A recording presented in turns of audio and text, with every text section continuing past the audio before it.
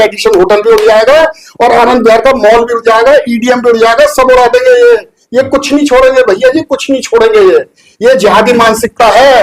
हम तो सिर्फ एक तलवार बांटते हैं तो उस पर हल्ला मच जाता है। इस पर इतना हल्ला मचा दिया तलवार बांटने में दिल्ली। और एक दिन पहले वही कार्यक्रम जो पिंकी चौधरी ने यहाँ किया, एक दिन पहले दिल्ली में तलवार बांटी जी, उस पर कुछ नहीं हुआ। यदि कोई आवाज उठाता है, धरना प्रदर्शन करता है, तो ये सीधा सरकार पे क्वेश्चन मार्क है। इसलिए आप कुछ नहीं करोगे, कुछ नहीं बोलोगे। सरकार बहुत अच्छा काम कर रही है, सरकार को करने दो और सब कुछ ठीक होगा। राम राज्य है, राम राज्य की परिकल्पना है। राम राज्य मित्रों, मैं छोटा नरसिंह अनिल यादव एक बार फिर स्वागत करता हूं आप सभी का।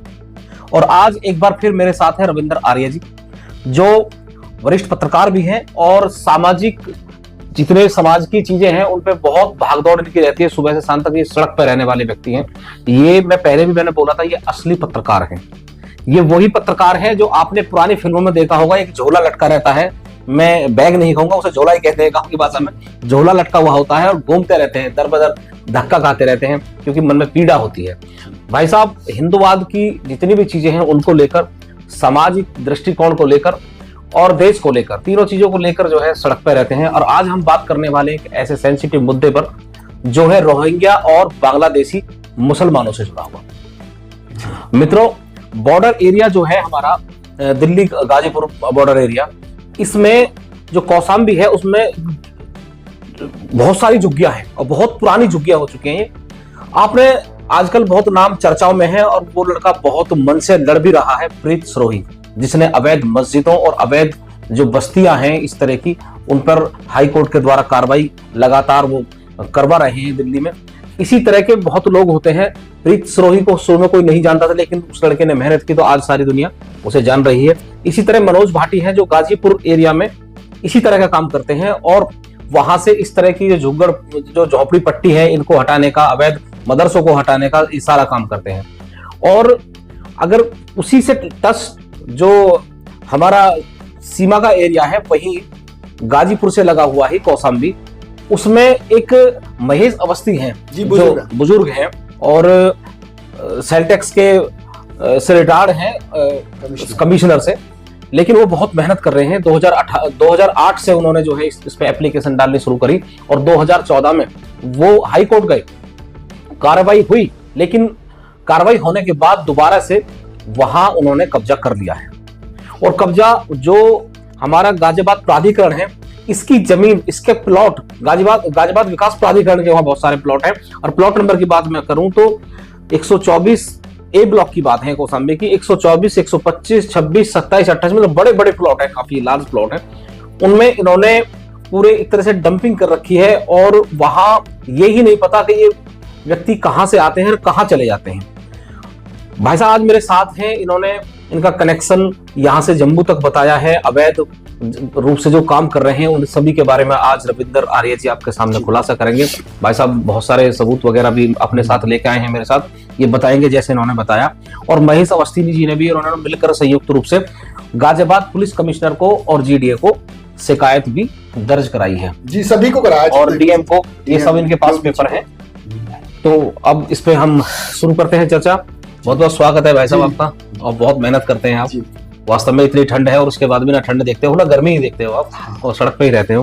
तो मैं सबसे पहले मैं पूछना चाहूंगा कि ये जो एरिया है ये कहाँ है, बहुत शॉर्ट में बता दीजिए आप, और इसमें किस तरह की जो है गतिविधि चल रही है, वहाँ किस तरह से लोग रह रहे हैं इनमें और क्यों रह रहे हैं।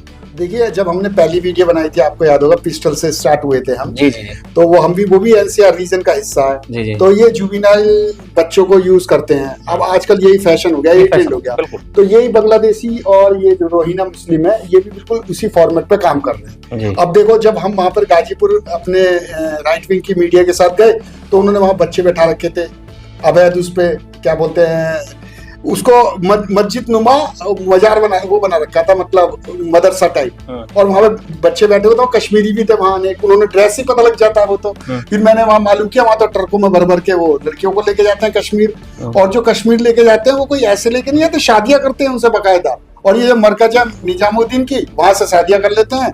शादियां मतलब उनके उसमें निकाह बोलते हैं, जो निकाह करते हैं वो फर्जी कर लेते हैं, क्योंकि फर्जी डॉक्यूमेंट। लेकिन कश्मीर जाने का क्या माध्यम है उनके पास, कैसे जाते हैं? देखो, एक्चुअल में वो लेकर आते हैं वहां से जानवर, मतलब कश्मीर से, और कश्मीर में ले आना आना जाना लगा रहता है। मंडी है ना, बहुत बड़ी मंडी है, मुर्गा मंडी, भैंसा मंडी, बकरा मंडी, तो वो आना जाना उनका ट्रकों का लगा रहता है। रात को वहां पे रिश्वत भी चलती है, 1500 रुपए, 1000 रुपए वो भी चलता है। वो तो खैर उनका आपसी हुआ है, ठीक है। वो भी हमने वहां पे सर्च किया तो हमने देखा वहां बहुत करप्शन है। करप्शन की वजह से तो बसे हैं वो सब लोग, क्योंकि स्थानीय नेताओं को वहां पैसा जाता है, स्थानीय अधिकारियों को वहां पैसा जाता है, पुलिस तक को पैसा जाता है। अच्छा। तो वहां तो होना ही है ऐसा, जहां पर पैसा का लालच होता है वहां तो ऐसे ही अप्रवासी फंसेंगे। और अप्रवासी भी कोई ऐसे वैसे नहीं है, बांग्लादेशी रोहिंग्या मुस्लिम है जो कश्मीरी इनको काम कर रहे हैं, इनको नेट पर ले आ रहे हैं। वर्मा कॉलोनी जम्मू के अंदर एक बहुत बड़ी कॉलोनी है, और वो कॉलोनी कोई ऐसी वर्मा के नाम से रखती है उन्होंने, क्योंकि वर्मा देश है। म्यांमार में जब वहां से रोहिंग्या मुस्लिम को मार के भगाया, ये लोग इधर आ गए। सीओजी चाल देखो, घुसपैठियों को मात्र 10-10 रुपए में एंट्री कर दी गई। घुसपैठियों को 10 रुपए में बना दिए गए। भारतीय सीमांचल की खतरे में सीमांचल, ये दैनिक जागरण की रिपोर्ट है, ये देख सकते हैं आप। 10 रुपए को 10 रुपए में बना दिया भारतीय, हाँ, और मजदूर है ये सब। और ये 10 रुपए बन के इंडिया आ जाते हैं, इधर दिल्ली एनसीआर में आ जाते हैं, बड़े शहरों में जाते हैं, जैसे गाजीपुर मंडी, जैसे आजादपुर मंडी, साहिबाबाद मंडी। तो ये वहां पे काम करते हैं। 2-2 बजे तक चलती है मंडी, और जब वो मंडी वहां पे 2-2 बजे तक चलेगी तो ऑब्वियसली वहां पे क्राइम होगा। क्राइम करने का तरीका मैं बताता हूँ उनका क्या है। वो मरकज में बैठ जाते हैं, वहां पे उन्होंने 5 अवैध मस्जिद बना रखी है, जो डूशिप के अंडर में आती हैं, कुछ एमसीडी में आती हैं, कुछ डीडीए में आती हैं। देखो ये जो हमारे मनोज भाटी जी हैं वो केस लड़ रहे हैं, ये मैप है।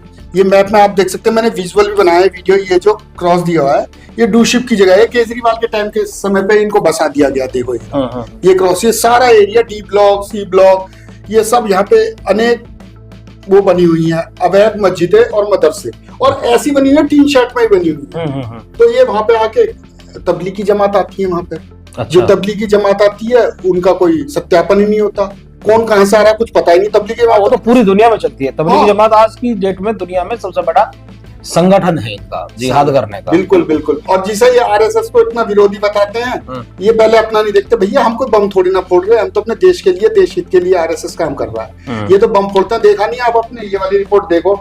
जब ये बम फटा था दिल्ली में, तो ये जो अभी ये तुर्कमान गेट की मस्जिद जो गिरी है, वहां से इसका कनेक्शन था। ये वहीं रुकी थी गाड़ी।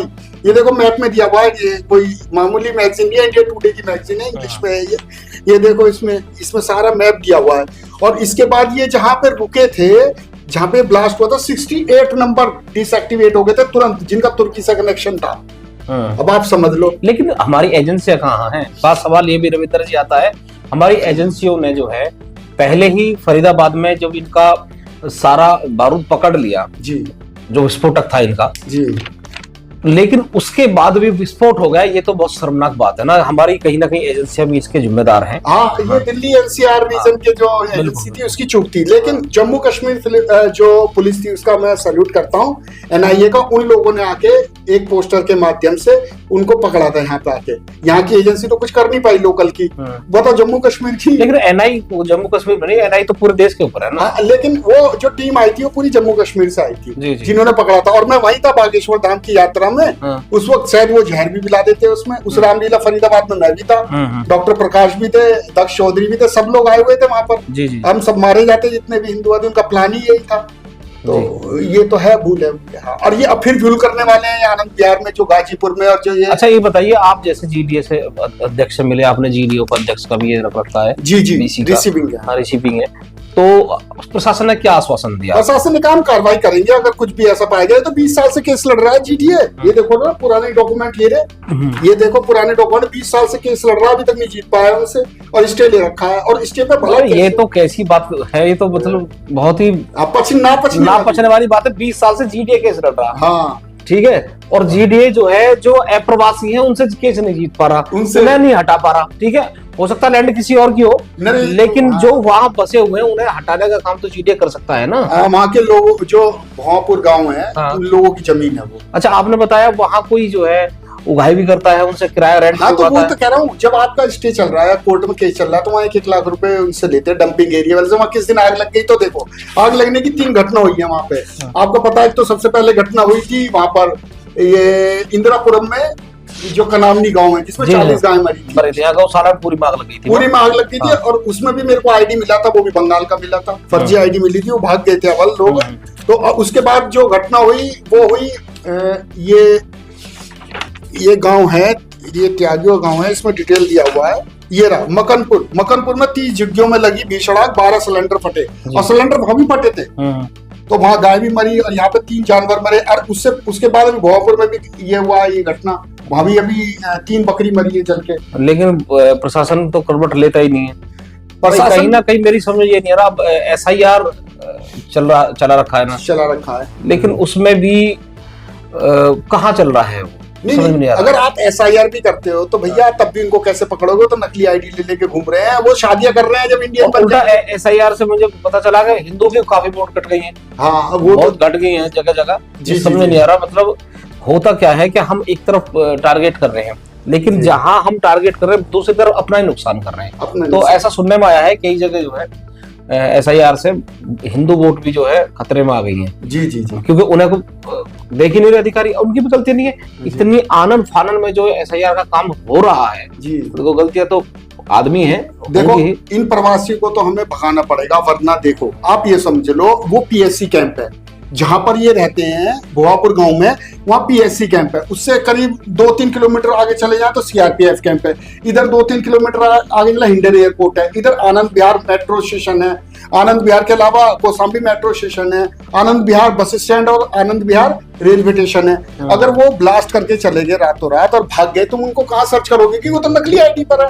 अब आप देख रहे हो 10-10 रुपए में ID बनाई जा रही है, तो फिर ये डुप्लीकेट ID का गंभीर विषय है। गंभीर विषय में देखिए, मैं आपको दिखाता हूँ, भारत में रोहिंग्या बसाने का प्लान, अब तक 12 राज्यों में 200 रोहिंग्या को बसा चुका है। म्यांमार देश का इब्राहिम इंडिया में एक्टिव है, उसे पकड़ लिया गया कानपुर में। अभी की खबर है, करंट न्यूज है ये। हाँ, तो आप इससे लेकिन ये तो बहुत ही शर्म की बात है, चिंता का विषय है जी। और इस पे प्रशासन को बहुत जल्द कार्रवाई करनी चाहिए और देखना चाहिए कि इसमें क्या कुछ हो सकता है। ये यहाँ से हटाए जाने चाहिए। जैसा आपने बताया, इनका कनेक्शन सीधे जम्मू से है और जम्मू से सीधे वर्मा से है। तो मतलब ये एक बहुत ही सुगम रास्ता आपने बता दिया उनका, और खुलेआम उनका चल रहा है, तो उनको कोई दिक्कत, उन्हें तो कोई परेशानी है ही नहीं। जी भाई, यहाँ से कोई प्रेशर पड़ेगा तो वहां ट्रांसफर हो जाएंगे, फिर ये धरा जाएंगे, और जाना आना उनका लग ही रहा है। तो ये गंभीर विषय है हमारा। और जब इन्हें 10x10 की वो जगह दी गई थी, तो उसमें बांग्लादेशी और रोहिंग्या कहाँ से आ गए? वो तो यहाँ के गरीबों के लिए दी गई थी। उसमें मुल्ला कॉलोनी के नाम से है, वहाँ गाजीपुर थाना के पास पूरी मुल्ला कॉलोनी, नामी मुल्ला कॉलोनी, वहाँ पे सारे रोहिंग्या मुस्लिम और वो घुसे हुए हैं, क्या बोलते हैं, ये बांग्लादेशी। और उनका जो साथ दे रहे हैं वो कश्मीरी दे रहे हैं, यहाँ के भी दे रहे हैं, कश्मीरी भी दे रहे हैं। मैंने कुछ नाम गुप्त IB को दिए हैं। तो आप जो है दर्शकों से और अधिकारियों से क्या कहना चाहोगे? ये अपना मैसेज छोड़ दीजिए। जी, मैं तो ये कहता हूँ, इसकी संयुक्त जांच हो, सत्यापन हो, और जितने भी झुग्गी झोंपड़ियां हैं वहां पे सब लोगों के आइडेंटिटी अच्छे तरीके से चेक करें। लेकिन कोई वो ही नहीं है, सिस्टम ही नहीं है। अभी देखो SHO साहब ने चेक किया वहां के, जो हमारे कौशाम्बी के SHO थे, तो उनकी सेकुलर मीडिया कितनी हंसी उड़ा रही थी। सिर्फ उन्होंने यही तो कहा था कि भाई ये मशीन लगा करके मैं पता लगा लूंगा कि आप बांग्लादेशी हो नहीं। एक व्यंग्य समझ लीजिए, या डराने के, भयभीत करने के। हाँ, बहुत सारे नुक्ते लगाने पड़ते हैं। हाँ, जैसे हिटलर ने कहा था रूल इज फूल, बेवकूफों के लिए कानून बनाए जाते हैं, तो उसने भी बेवकूफों के लिए ये प्रोपेगेंडा एक तरीके से यूज किया। तो लेकिन सेकुलर मीडिया ने उसे नेगेटिव दिखा दिया। तो मैं कहता हूं, अगर आदेश भी देता है प्रशासन, या प्रशासन के पर आदेश के पालन करते हैं पुलिस, तो उसकी मजाक उड़ाई जाती है। अब देखिए क्या करें, पहले तो कोई काम करता नहीं, जो करता है उसकी मजाक उड़ जाती है। हाँ, ये देखो हमारे बुजुर्ग 75 साल के, ये हमारे रिटायर है, उससे सेल्टेक से ये अकेले लड़ रहे हैं। मैंने इनको सहयोग किया है, मैंने भी इनको कहा है कि भाई चलो इसमें थोड़ा बहुत मैं भी सहयोग करूंगा मीडिया के माध्यम से। भाटी जी हैं, भाटी जी, ये मनोज भाटी जी अकेले लड़ रहे हैं। ये कोई इनका साथी तरह गुर्जर समाज के लोग उनके खिलाफ है, वहां के प्रधान से लेकर सब उनके खिलाफ हैं, पुलिस तक खिलाफ है उनके। और वो अब हाई कोर्ट गए हैं, हाई कोर्ट में उन्होंने रिट डाली अभी। और मजे की बात और बताता हूँ इसमें, जब वो हाई कोर्ट में रिट डाली है 2-3 डेट में वो फाइनल हो जाएगा, क्योंकि SDM के पहले भी ऑर्डर थे। देखिए, ये पहले भी ऑर्डर थे, ये आप देख सकते हैं, सारे डॉक्यूमेंट है। SDM के ऑर्डर से पहले टूटी है वो क्षेत्र, हटा है यहाँ से, लेकिन दोबारा फंस गया, दोबारा फिर फंस गया, क्योंकि मोटा पैसा जाता है। अब वो लोग इधर भागेंगे। मेरा कहने का मतलब है, जैसे वहां से हटेंगे फिर वो इधर भाग जाएंगे हमारे गाजियाबाद। मतलब आपको कहने का मतलब ये है कि गाजियाबाद में पहले से अतिक्रमण है, और जैसे ही वहां से टूट फूट होगी तुरंत से दोबारा से और बढ़ेंगे या घटेंगे नहीं, क्योंकि वो पहले भी जीत चुके हैं हाई कोर्ट में। जैसे ये डॉक्यूमेंट और ये SDM के ऑर्डर, तो ये भाटी जी तो पहले ही वहां से जीत चुके हैं और फिर भी जीतेंगे, तो अब वो फिर इधर आएंगे और इसीलिए हमें एक्टिव होना पड़ेगा, इनके खिलाफ अभियान चलाना पड़ेगा। तो ये तो रविंदर जी बहुत सीधा सा मामला है कि दिल्ली की प्रशासन की कार्रवाई में और उत्तर प्रदेश की कार्रवाई में कहीं ना कहीं फर्क तो जरूर नजर आता है। फर्क तो आता ही है। हाँ, वहां बहुत स्पीड से कार्रवाई हो रही है, बिल्कुल निष्पक्ष, और लेकिन यहाँ 20-20 साल से मुकदमा सरकारी एजेंसियां लड़ रही है, पता समझ नहीं आ रहा हो क्या रहा है। जी आप देखिए कनावनी का नक्शा, जब मैं कनावनी में गया था तो यहाँ पे इतने सारे अवैध मुस्लिम बस्तियां बस रही थी, कभी ये शिफ्ट हो जाता, कभी इनकी आग लग जाती है, कभी कोई इनको किराए में देता। वही जो हिंदू समाज जो भारत के देशद्रोही बन के काम कर रहे हैं, हमारे लोग ही, ये लोग इन्हें किराया लेते हैं, मोटा वसूली करते हैं, कुछ पुलिस को दे देते हैं, कुछ कहाँ दे देते हैं, अलग अलग विभाग में चला जाता है, और ये अपने सर पे चढ़वा रखे हैं। ये किस दिन बम फोड़ फोड़ के भग जाएंगे, रातों को गायब हो जाएगा, रेडिशन होटल भी उड़ जाएगा और आनंद विहार का मॉल भी उड़ जाएगा, ईडीएम भी उड़ जाएगा, सब उड़ा देंगे ये कुछ नहीं छोड़ेंगे भैया जी, कुछ नहीं छोड़ेंगे। ये जिहादी मानसिकता है। हम तो जरा एक तलवार बांटते हैं तो उस पर हल्ला मच जाता है। उस पर इतना हल्ला मचा दिया तलवार बांटने में दिल्ली, और एक दिन पहले वही कार्यक्रम जो पिंकी चौधरी ने यहाँ किया, एक दिन पहले दिल्ली में तलवार बांटी जी, उस पर कुछ नहीं हुआ, कुछ नहीं और हुआ। जैसे ही सुबह गाजियाबाद में तलवार बांटने का कार्यक्रम हुआ तो समझ लीजिए पूरा देश खतरे में आ गया जी, क्योंकि बांग्लादेश का विरोध था और बांग्लादेश के विरोध में उन्होंने तलवार बांटी, खोटी तलवार जी। लेकिन कहीं ना कहीं पिंकी का नाम ना हो जाए, भाई जो हिंदुवादी उनका कोई नाम ना हो जाए जी, तो कहीं ना कहीं सरकार के पेट में दर्द हो गया, क्योंकि ये सरकार चाहती है कि जो हो रहा है वो बिल्कुल ठीक हो रहा है, कहीं कोई आवाज ना उठे, कोई धरना प्रदर्शन ना हो।